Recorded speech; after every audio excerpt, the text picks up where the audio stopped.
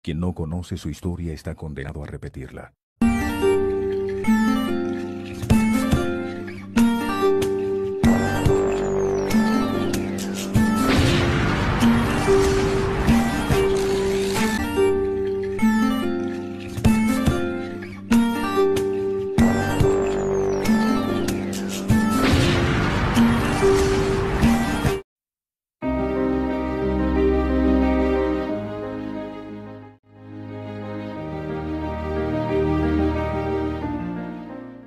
Sacar licenciada, Wakamiri Molah Kaik Ojun, Nimalej Samajun, Nimalej Nao Hachel Rin conflicto armado interno, Chocari, proceso de paz en Guatemala.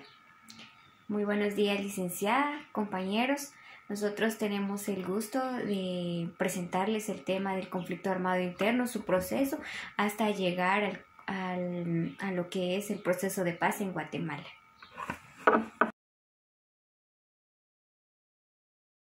Como bien sabemos, Guatemala atravesó un duro proceso de conflictos durante su historia. Guatemala ha sido despojada permanentemente de sus recursos naturales, los pueblos indígenas fueron esclavizados, explotados, discriminados y exterminados.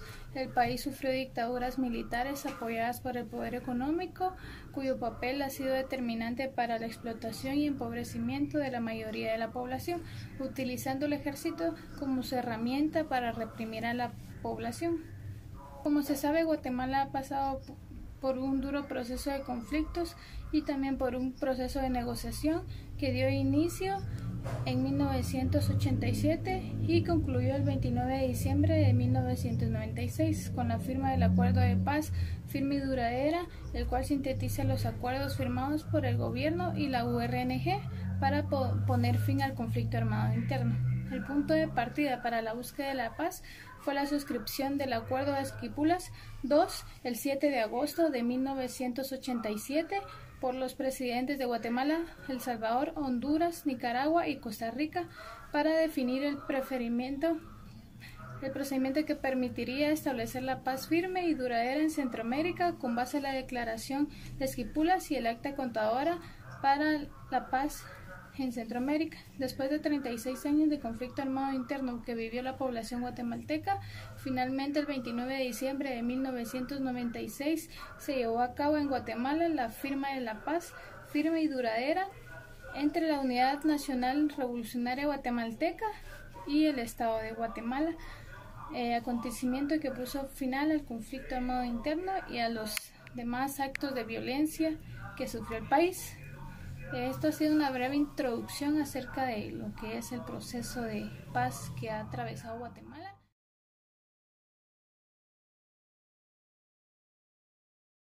Buenas tardes, licenciada y compañeros. En esta tarde vamos a hablar acerca del proceso histórico de la ciudad de Guatemala de 1944 a 1954 y sus presidentes.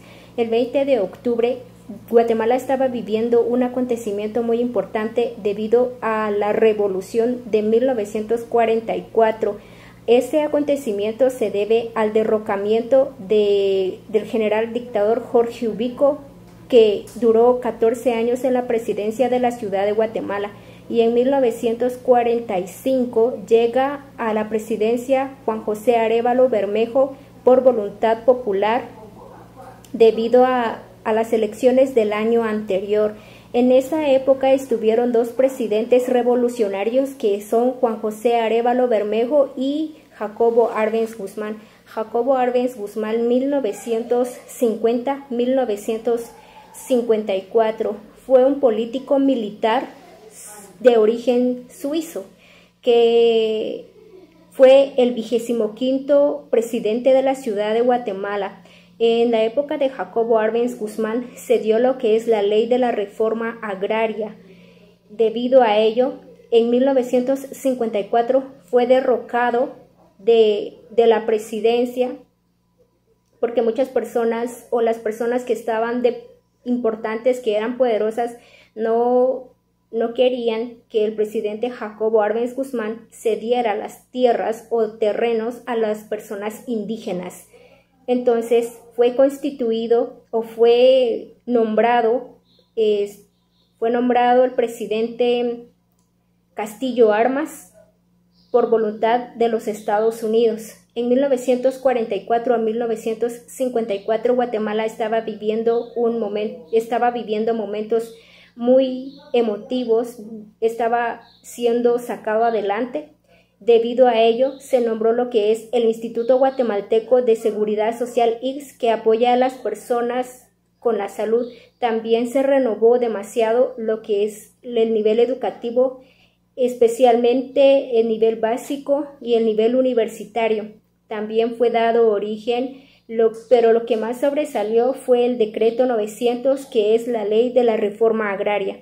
Debido a él, desde ese momento Guatemala no ha vivido o no ha tenido otros presidentes que han luchado como Jacobo Arbenz y Juan José Arévalo Bermejo. Muchas gracias.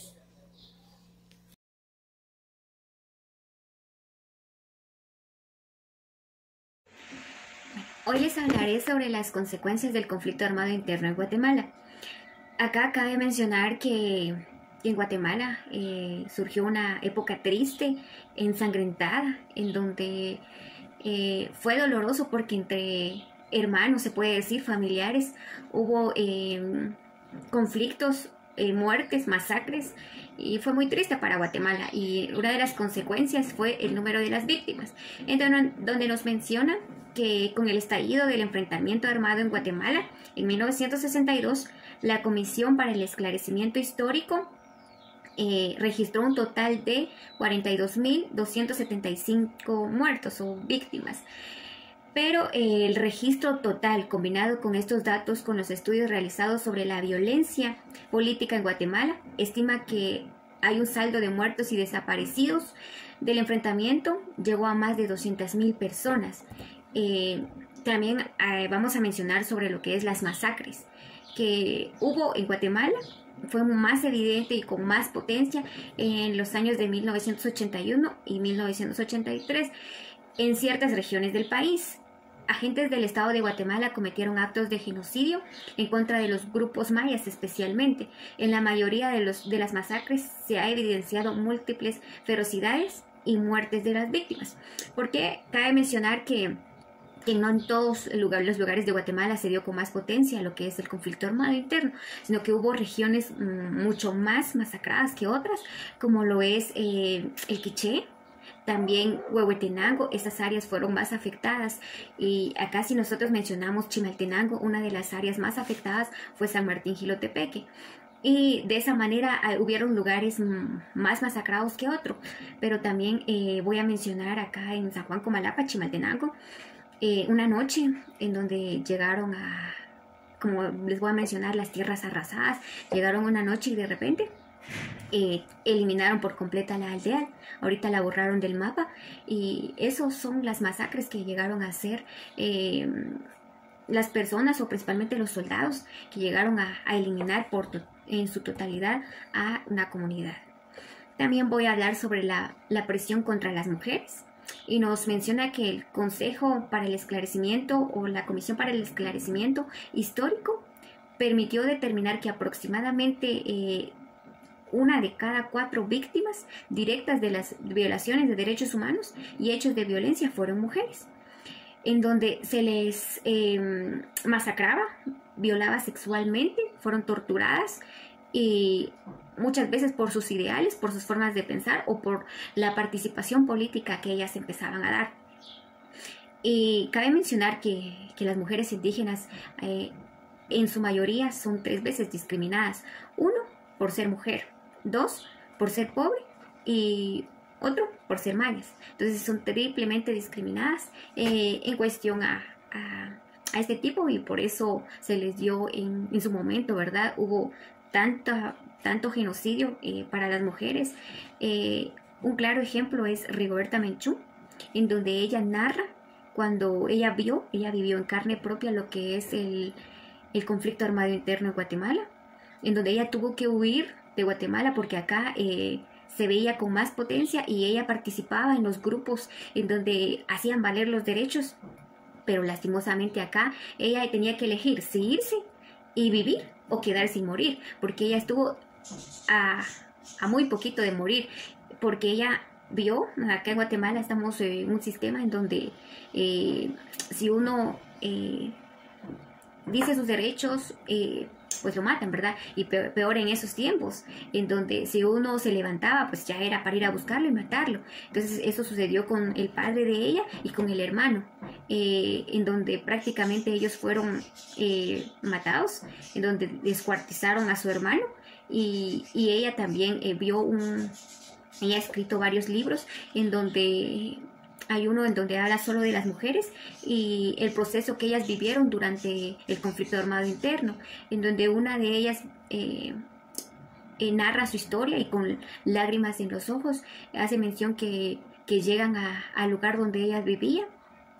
y llegaron los soldados y empezaron a matar a todos, y a las mujeres las apartaron. O sea, mataron a todos los hombres, a las mujeres las apartaron, y a las mujeres, ella veía cómo mataron a los niños, en donde les agarraban de los pies y los mataban en los árboles. Entonces yo considero que estas fueron masacres en donde yo creo que no pensaban directamente lo que estaban haciendo, porque a quien no le entristece que ver a un niño, ver a un anciano, una persona adulta, a las mujeres lo que se les hizo, ¿verdad? Y la señora narra que ella veía, y ella con lágrimas en los ojos, todas las mujeres fueron llevadas a un lugar en donde las violaban, y ella, en un descuido de los soldados, ella empezó a correr como pudo. O sea, ella no miraba atrás, no le importaba si estaba descalza, no le importaba qué es lo que estaba parando. Lo que ella quería era salir de ese lugar y meterse entre los bosques, porque allí era una aldea, y meterse y llegar y salvarse y no saber nada. Entonces los soldados la empezaron a perseguir, y en una de esas, ella, sin pensarlo dos veces, ella se lanza y se tira en un tipo barranco y empieza a rodar, y ella con tantos moretones, dice que en un rato ella no sintió, y ellos pensaron que ella se había muerto. La dejaron así y huyeron, se fueron.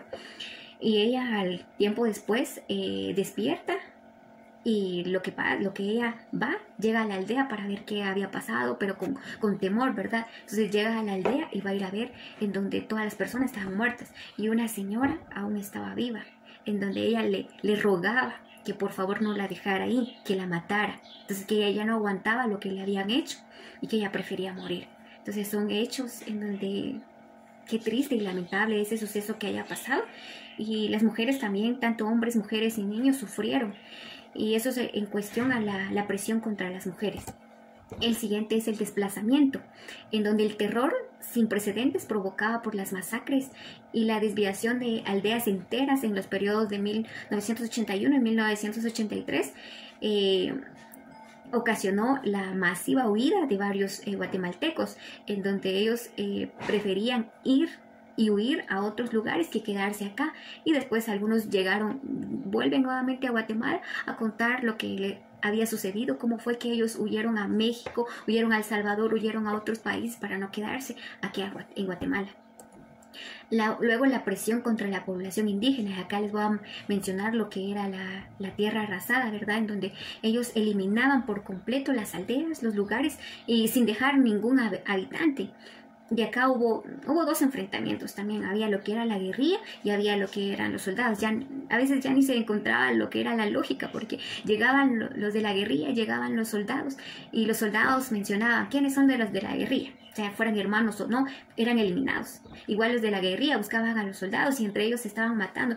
Y qué lamentable, porque era entre nuestra propia gente los que se estaban matando, ¿verdad? Y los grandes presidentes, pues no. Los grandes funcionarios, no pasaba nada. Entonces era nuestra propia gente la que se estaba eliminando. Luego tenemos la resistencia de la población, en donde a pesar de todo lo que había pasado, las personas con el temor y con las amenazas que habían vivido, ellos siguen con querer ser fuertes, querer luchar por lo que había pasado y dejarlo atrás, y querer seguir adelante y haciendo valer sus derechos.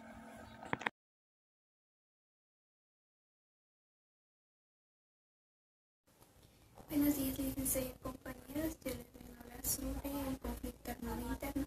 Así se le llama al enfrentamiento que se da entre las fuerzas gubernamentales de una nación y grupos armados que están en desacuerdo total o parcial con las creencias, formas de actuar o el sistema político. A la confrontación violenta en Guatemala que ocurrió entre 1960 y 1990, nombre de conflicto armado interno. Al reconocer el movimiento revolucionario, algunas personas lo catalogaban como enfrentamiento armado, tratando de negarle representatividad a ese movimiento. Las causas más comunes del conflicto armado en Guatemala ha sido señalada como la desigualdad social y económica, la exclusión política y cultural.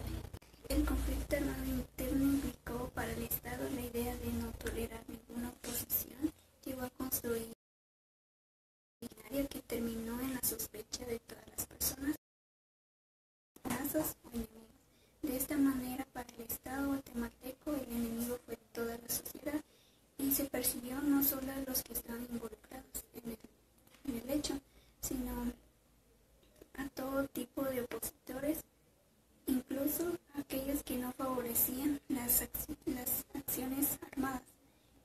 En esa manera se terminaron a muchos inocentes. Las organizaciones sociales participaban en demandar mejor.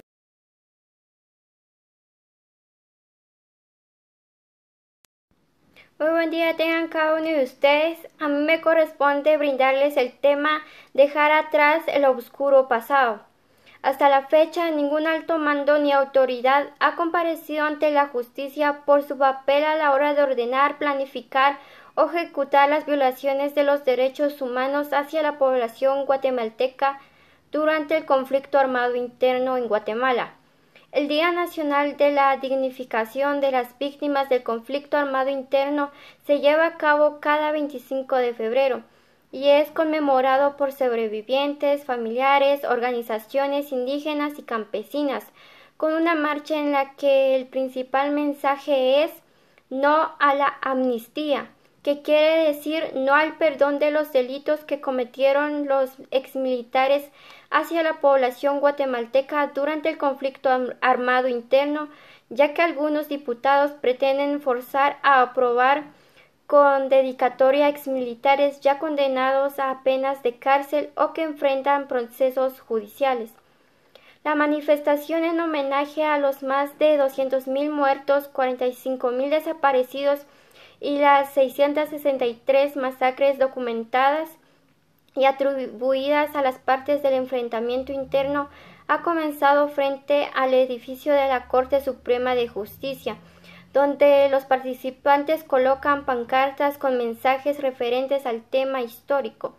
El recorrido contempla recorrer el centro histórico rumbo al Palacio Nacional de la Cultura, frente a la Plaza Mayor de la Constitución, y luego hacia el Congreso de la República, donde los dirigentes indígenas, campesinos y de agrupaciones de la sociedad civil esperan poder entregar un memorial dirigido a los diputados para que desistan de aprobar una amnistía.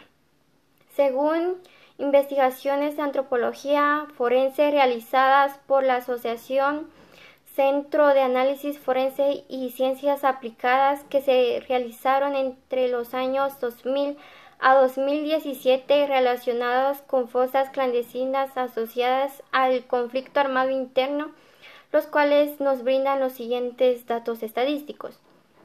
Víctimas según el año de muerte.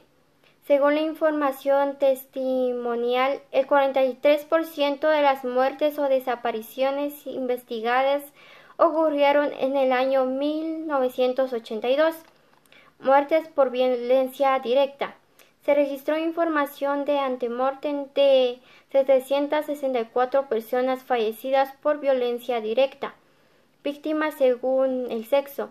De acuerdo al sexo de las víctimas, el 64% corresponden a masculinos y el 35% a femeninos. Víctimas según la etapa de desarrollo. De acuerdo a la etapa de desarrollo de las víctimas, el 62% eran adultos y el 38% subadultos. Víctimas según el origen étnico. De acuerdo con el origen étnico de las víctimas, el 88% eran indígenas, víctimas según el rango de edad. El rango de edad que presentan mayor frecuencia se ubica entre los 20 a 39 años de edad, con el 32%. Las autoridades guatemaltecas tienen el deber legal y moral de garantizar que se investiguen los delitos cometidos durante el conflicto armado interno en el país, muchos de los cuales constituyen a crímenes de lesa humanidad, y que los responsables paguen ante la justicia. Sin justicia, Guatemala no podrá avanzar y dejar atrás su oscuro pasado. Esto fue todo por mi parte y muchas gracias por su atención.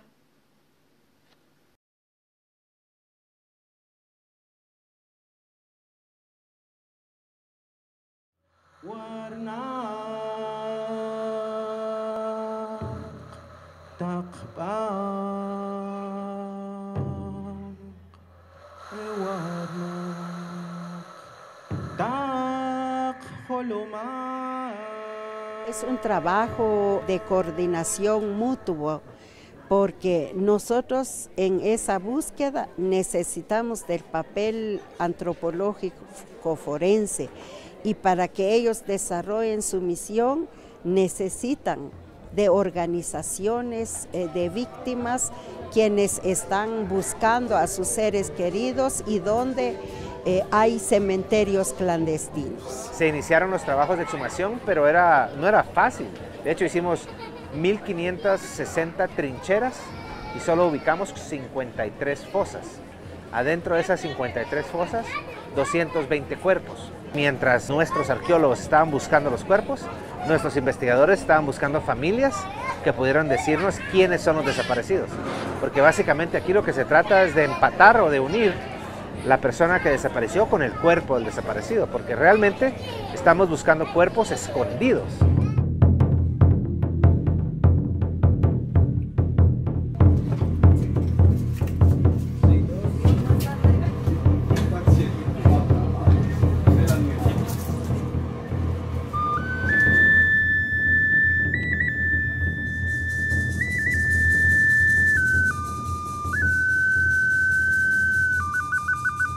La idea fue un proceso de discusión, de análisis, pero de una profunda decisión para lograr llegar a este momento, en poder darles digna sepultura, en libertad, en armonía, en respeto a su memoria, porque cada uno de ellos tiene historia.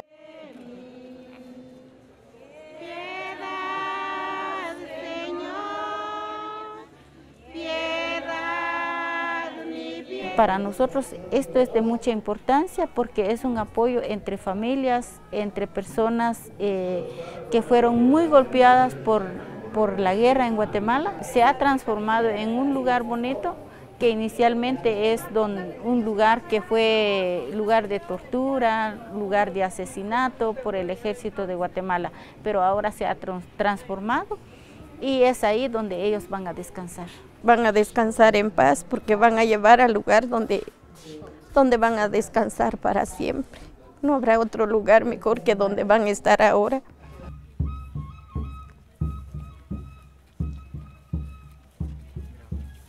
Es necesario dignificar esa memoria de los vivos y de los muertos. ¿Cómo hacerlo? Dando nombre de las personas desaparecidas o ejecutadas. Dar identidad a las personas desaparecidas. Esto es muy importante para nosotros.